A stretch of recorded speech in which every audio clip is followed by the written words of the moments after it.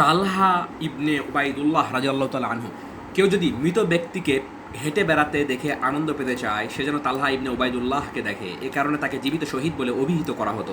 সিদ্দিক আকবর রাদিয়াল্লাহু আনহু উহুদ যুদ্ধের প্রসঙ্গ উঠলেই বলতেন, সে দিনটির সবটুকুই ছিল তালহার। এই যুদ্ধে তালহার কাজে আল্লাহর নবী সাল্লাল্লাহু আলাইহি ওয়াসাল্লাম এত প্রীত হন যে তাকে জান্নাতুল ফিরদাউসের সুসংবাদ দান করেন। তালহা ইবনে উবাইদুল্লাহকে নবী করিম সাল্লাল্লাহু আলাইহি ওয়াসাল্লাম জান্নাতের সুসংবাদ দিয়েছেন। জুবাইর রাদিয়াল্লাহু আনহু থেকে বর্ণিত, তিনি বলেন, উহুদের যুদ্ধের দিন রাসূল কারীম সাল্লাল্লাহু আলাইহি ওয়াসাল্লাম দুই জোড়া পোশাক পরিধান করেছিলেন। তিনি একটি পাথরের উপর আরোহণ করতেছিলেন, কিন্তু তাতে চড়তে পারছিলেন না। তিনি তখন তালহা রাদিয়াল্লাহু আনহুকে নিচে বসালেন এবং তার উপর আরোহণ করে তিনি তাতে চড়লেন। জুবাইর রাদিয়াল্লাহু আনহু বলেন, এ সময় আমি নবী করিম সাল্লাল্লাহু আলাইহি ওয়াসাল্লামকে বলতে শুনেছি, তিনি বলেন, তালহার জন্য জান্নাত ওয়াজিব হয়ে গেছে। আচ্ছা, তিরমিজি শরীফ। রাসূল সাল্লাল্লাহু আলাইহি ওয়াসাল্লাম 10 জনকে দুনিয়াতেই জান্নাতি হওয়ার সুসংবাদ দিয়েছেন, তাদেরকে আশারে মুবাশশারা বলা হয়। আচ্ছা, নামকরণ পরিচিতি। তার নাম আবু মুহাম্মদ তালহা, পিতা উবাইদুল্লাহ ও মাতা সাবা। কুরাইশ গোত্রের তাইম শাখার সন্তান। কোন শাখা? কুরাইশ গোত্রের তাইম শাখা। আবু বকর রাদিয়াল্লাহু আনহু ছিলেন এই তাইম কাবিলার লোক। তার মা সাবা ছিলেন প্রখ্যাত শহীদ সাহাবী আলা ইবনুল হাদরামির বোন। আচ্ছা, আলা ইবনুল হাদরামি ছিলেন তার মামা। তালহা ইসলামের সূচনাতেই মাত্র 15 বছর বয়সে ইসলাম কবুল করেছিলেন। আবু বকর সিদ্দিক রাদিয়াল্লাহু আনহু এর দাওয়াতেই তিনি ইসলাম কবুল করেন।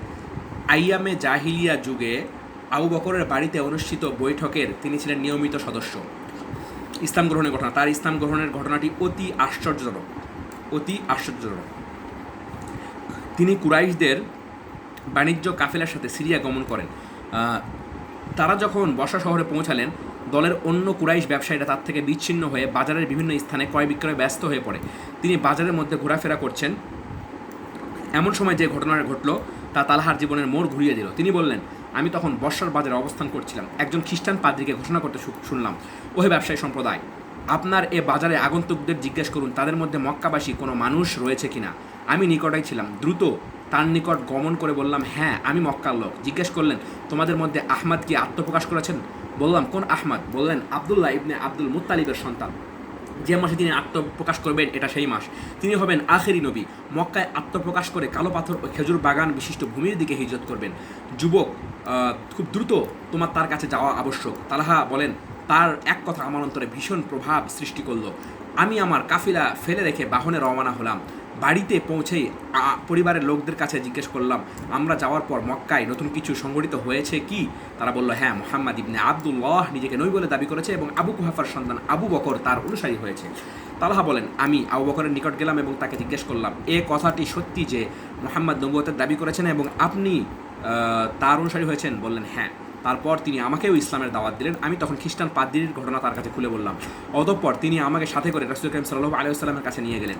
আমি সেখানে কালেমা শাহাদাত পাঠ করে ইসলাম গ্রহণ করলাম এবং নবী করিম সাল্লাল্লাহু আলাইহি ওয়াসাল্লামের কাছে পাদ্রীর কথা সবিস্তারে ব্যক্ত করলাম। শুনে তিনি অত্যন্ত খুশি হলেন। এভাবে আমি হলাম আবু বকরের হাতে ইসলাম গ্রহণকারী চতুর্থ ব্যক্তি।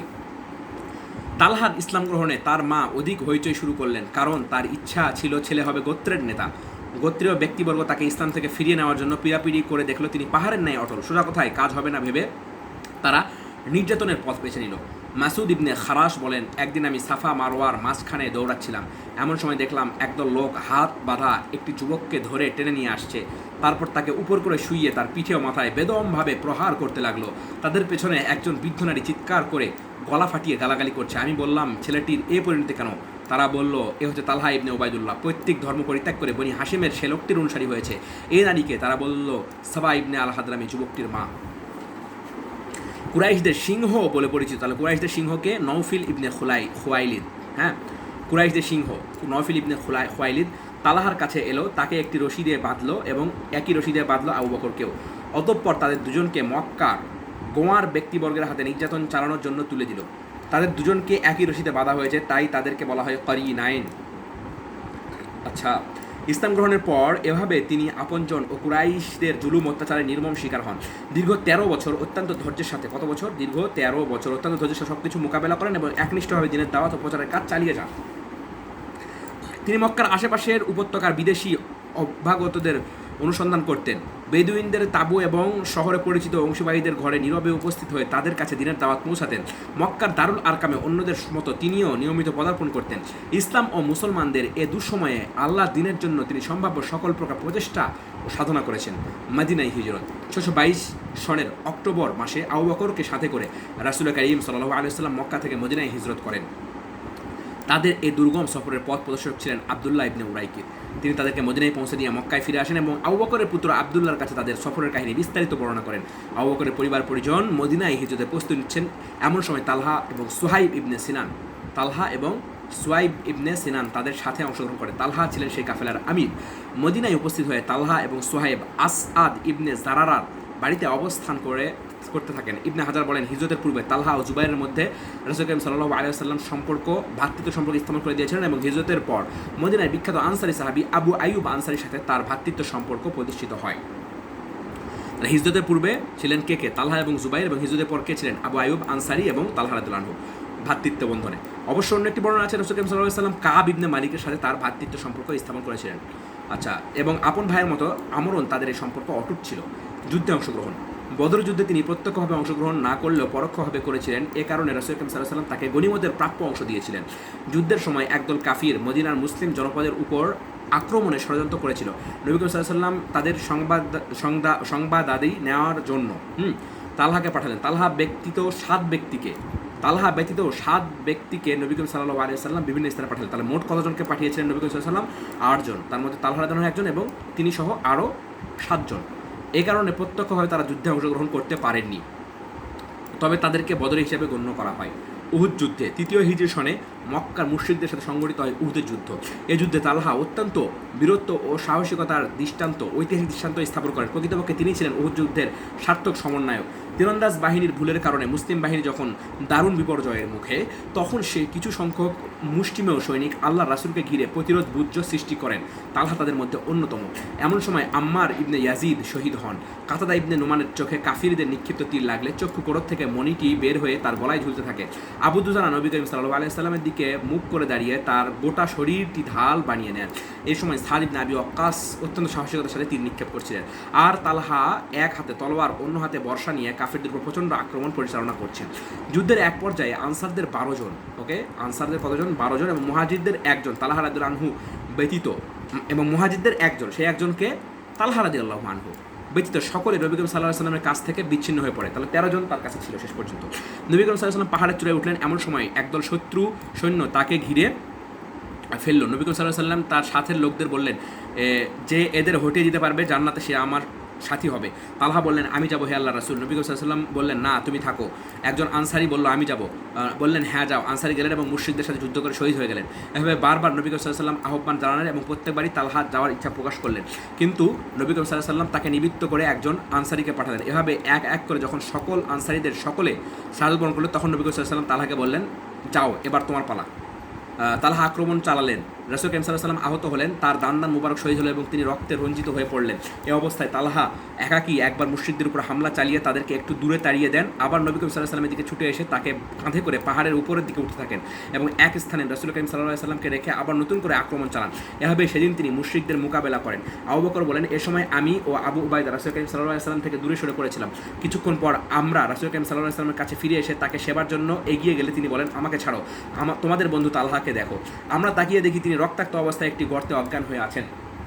তার একটি হাত দেহ থেকে প্রায় বিচ্ছিন্ন হয়ে গেছে এবং গোটা দেহ তরবারি ও তীর বর্ষার 70টির বেশি আঘাত রয়েছে, 70+ আঘাত পেয়েছিলেন। তাই পরবর্তীকালে রাসূল করিম সাল্লাল্লাহু আলাইহি ওয়াসাল্লাম তার বিষয়ে মন্তব্য করেছিলেন। শুরুতে আমরা সেটা পড়েছি। আচ্ছা, সিদ্দিক আকবর প্রসঙ্গ উঠলেই তিনি কী বলতেন? সেদিন সবটুকুই ছিল তালহার। এই যুদ্ধে তালহার কাজে আল্লাহ নবী সাল্লাল্লাহু আলাইহি ওয়াসাল্লাম এত প্রীত হন যে তিনি তাকে জান্নাতুল ফেরদাউসের সুসংবাদ দান করেন। খন্দক যুদ্ধের 5ম হিজরি সনে জিলকাদ মাসে আরবে বিভিন্ন গোত্র ও ইয়াহুদীদের সম্মিলিত বাহিনী মদিনা আক্রমণের তরজা শুরু করে। এদিকে তাদেরকে প্রতিহত করার জন্য রাসূল করিম সাল্লাল্লাহু আলাইহি ওয়াসাল্লামের নেতৃত্বে মুসলিম বাহিনী মদিনার উপকণ্ঠে সালা পর্বতের পাশ দিয়ে পূর্ব পশ্চিমে 5 হাত গভীর খন্দক খননের সিদ্ধান্ত নেন। এই খন্দক খননের কাজে তালহাকেও অতি ব্যস্ত দেখা যায়।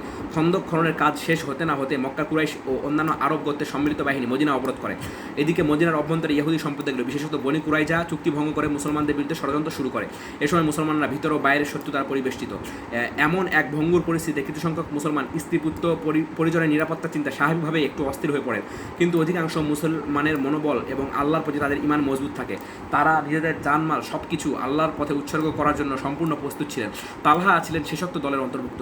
আল্লাহ তাআলা সূরা আহজাবের দ্বিতীয় তৃতীয় রুকুতে মুসলমানদের এ সময়কার মানসিক চিত্র সুন্দরভাবে উপস্থাপন করেছেন।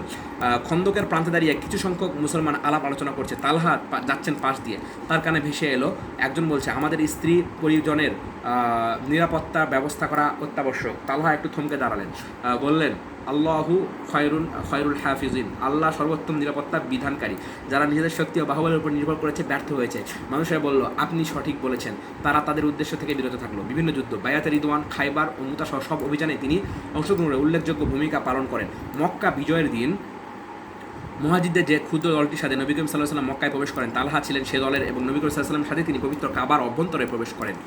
দশম হিজরি সনের 25 জুলকদ নবী করিম সাল্লাল্লাহু আলাইহি ওয়াসাল্লাম হজ করার উদ্দেশ্যে মদিনা থেকে রওনা হন। এটাই ঐতিহাসিক বিদায় হজ নামে পরিচিত। নবী করিম সাল্লাল্লাহু আলাইহি ওয়াসাল্লামের সফর সঙ্গী হন তালহাও। তিনি নবী করিম সাল্লাল্লাহু আলাইহি ওয়াসাল্লামের সাথে জুল হুলাইফা পৌঁছে ইহরাম বাঁধেন। এ সফরে একমাত্র নবী করিম সাল্লাল্লাহু আলাইহি ওয়াসাল্লাম তালহা ব্যতীত আর কারোর সঙ্গে কুরবানির পশু ছিল না। আচ্ছা, রাসূলকে হারিয়ে শোকাভূত। প্রিয় নবীর ইন্তেকালে তালহা দারুণ আঘাত পান। নবী করিম সাল্লাল্লাহু আলাইহি ওয়াসাল্লামের শোকে তিনি শোকাভূত হয়ে কাতর হয়ে পড়েন। মাঝে মাঝে বলতেন, আল্লাহ তাআলা সকল মুসিবতে ধৈর্য ধরার আদেশ করেছেন। সবাই তাই তার বিচ্ছেদে সবরে আল্লাহ অবলম্বনের চেষ্টা করি এবং সাথে সাথে আল্লাহর কাছে তাওফিকও কামনা করি।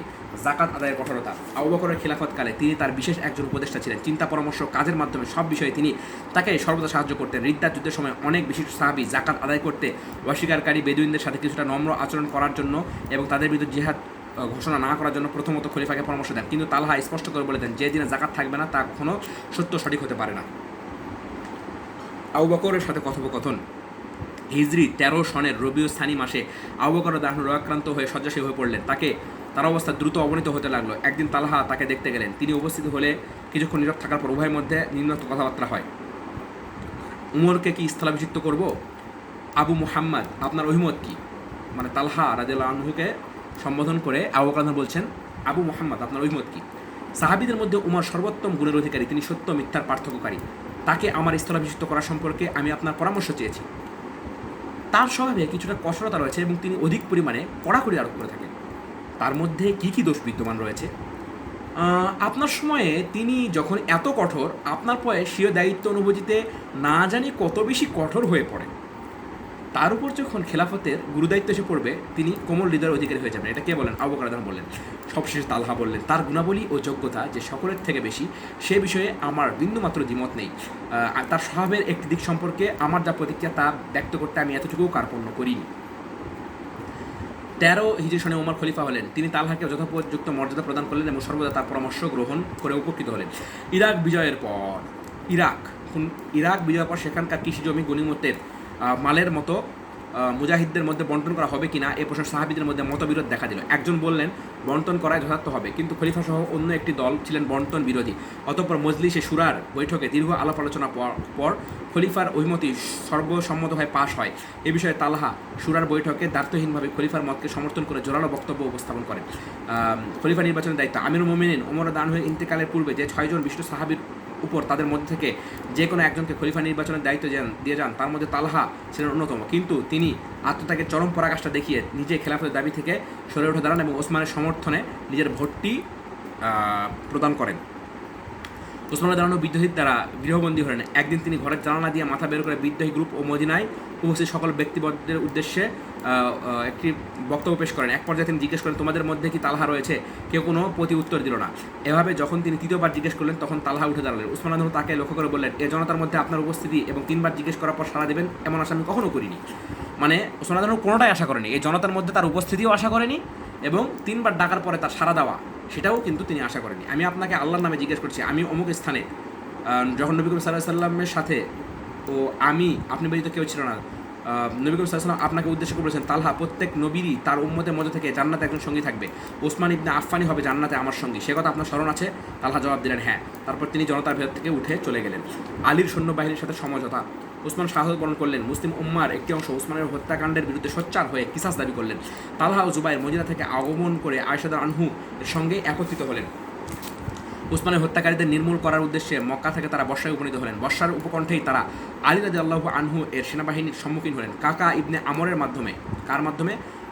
কাকা ইবনে আমরের মাধ্যমে উভয় পক্ষেরই আলাপ আলোচনার শুরু হলো। আলী উম্মুল মুমিনিন আয়েশা ও তালহা ও জুবাইয়ের সমস্যা শান্তিপূর্ণ সমাধান প্রসঙ্গে মতৈক্যে পৌঁছালেন। উভয় পক্ষ তৃপ্তির নিঃশ্বাস ফেলল। চক্রান্ত ও ষড়যন্ত্রকারী ইহুদি ইবনে সাবার লোকেরা এতে প্রমাদ গুনল। মূলত তারাই ছিল ওসমানের একমাত্র হত্যাকারী। আলীর সেনাবাহিনীর মধ্যে গা ঢাকা দিয়েছিল। রাতের অন্ধকারে তারা একদিকে আয়েশার অন্যদিকে আলীর সেনাবাহিনীর উপর তীর নিক্ষেপ করলো। উভয় পক্ষের সৈন্যরা শান্তি চুক্তির সিদ্ধান্ত নিশ্চিত ঘুমিয়ে পড়েছিল। অতর্কিত এই আক্রমণে ঘুম থেকে জাগ্রত হয়ে তারা ধারণা করলো প্রতিপক্ষ আক্রমণ শুরু করেছিল। ইহুদি ইবনে সাবার চক্রান্ত সফল করে তুলল। সকাল হতে না হতে তুমুল যুদ্ধে জামা বেজে উঠলো এবং ইতিহাসের যুদ্ধ উটের যুদ্ধ নামে পরিচিত। ইন্তেকাল। উষ্টের যুদ্ধ উভয় পক্ষের প্রায় 10,000 10,000 মতান্তরে 13,000 লোক নিহত হলেন।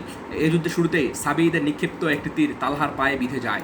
এই ক্ষতস্থান থেকে রক্ত পড়া কোনো বন্ধ হচ্ছে না দেখে কাকা ইবনে আমর তাকে অনুরোধ করলেন বর্ষার দারুল ইলাজে গমনের জন্য। তারই অনুরোধে একটি চাকরকে সাথে করে দারুল ইলাজে চলে যান, কিন্তু ইতিবর্ষে তার শরীর রক্তশূন্য হয়ে যায়। সেখানে পৌঁছা কিছুক্ষণ পরে তিনি ইহকাল ভাগ্য করেন। বর্ষাতে তাকে সমাহিত করা হয়। বিভিন্ন সূত্রে ইবনে আসাকির উল্লেখ করেছেন উটের যুদ্ধের দিন মারওয়ান ইবনে হিকামের নিক্ষিপ্ত তীরে তালহা আঘাতপ্রাপ্ত হন। হিজরি 36 সনের জুমাদিউল আউয়াল মতান্তরে 10 জুমাদিউল সানি জুমাদিউল আউয়াল অথবা 10 জুমাদিউল সানি 64 বছর বয়সে তিনি শেষ নিঃশ্বাস ত্যাগ করেন। দানশীলতা। তালহা রাদিয়াল্লাহু আনহু ছিলেন একজন ধনী ব্যবসায়ী। কিন্তু সম্পদ পঞ্জীভূত করার লোভলালসা তার মধ্যে ছিল না। তার দানশীলতার বহু কাহিনী ইতিহাসে উল্লেখ রয়েছে। ইতিহাসে তাকে দানশীল তালহা বলে অভিহিত করা হয়েছে। একবার হাদরা মাউত থেকে 70,000 দিরহাম, কত দিরহাম? 70,000 দিরহাম তার হাতে এলো। রাতে তিনি বিমর্ষ ও উৎকণ্ঠিত হয়ে পড়লেন। স্ত্রী আবু বকর রাদিয়াল্লাহু আনহু এর কন্যা উম্মে কুলসুম স্বামীর এই অবস্থা দেখে জিজ্ঞেস করলেন, হে আবু মুহাম্মদ। আবু বকর রাদিয়াল্লাহু আনহু এর কন্যা ছিল তার স্ত্রী। আবু বকর রাদিয়াল্লাহু আনহু এর কন্যা উম্মু কুলসুম স্বামীর অবস্থা মানে তালহা রাদিয়াল্লাহু আনহুর অবস্থাতে জিজ্ঞেস করলেন, হ্যাঁ আবু মুহাম্মদ, আপনার কি হয়েছে? আপনি কি আমার কোনো আচরণে কষ্ট পেয়েছেন? আবু তালহা বললেন, না, একজন মুসলমানের স্ত্রী হিসেবে তুমি বড় সুন্দরী, কিন্তু সেই সন্ধ্যা থেকে আমি চিন্তা করছি এত অর্থ ঘরে রেখে নিতে গেলে একজন মানুষের তার পরওয়ারদিগারের প্রতি কীরূপ ধারণা হবে। তার স্ত্রী বললেন, এতে আপনার চিন্তিত ও বিষণ্ণ হওয়ার কি আছে? এত রাতে গরিব দুঃখী ও আপনার আত্মীয় পরিচিতদের কোথায় পাবেন? সকাল হলেই বন্টন করে দেবেন। তিনি বললেন, আল্লাহ তোমার উপর দয়া করুন। একেই বলে বাপ কি বেটি, মানে আবু বকর রাদিয়াল্লাহু আনহু এর বেটি যে ছিলেন উম্মে কুলসুম সেটা বলছে। পরদিন প্রত্যুষে পৃথক পৃথক থলি ও পাত্রে দিরহাম বন্টন করে মুহাজির ও আনসার গরিব মিসকিনদের মধ্যে তিনি যথাযথভাবে বন্টন করে দেন। তার দানশীলতা প্রসঙ্গে অপর একটি ঘটনা বর্ণিত আছে। এক ব্যক্তি তালহা কাছে এসে আত্মীয়তার সম্পর্কের কথা বর্ণনা করে কিছু সাহায্য প্রার্থনা করলো। তালহা বললেন, অমুক স্থানে আমার এক টুকরো জমি রয়েছে। উসমান ইবনে আফফান উক্ত জমির বিনিময়ে আমাকে 3 লাখ দিরহাম দিতে চান। তাহলে 3 লাখ দিরহাম দিতে চান। 3 লাখ, জমির দাম তো বেশি হবে। তুমি ইচ্ছা করলে সেই জমিটুকু কিনে নিতে পারো, বা আমি তা বিক্রি করে 3 লাখ দিরহাম তোমাকে দিতে পারি। লোকটি মূল্যই দিতে চাইল।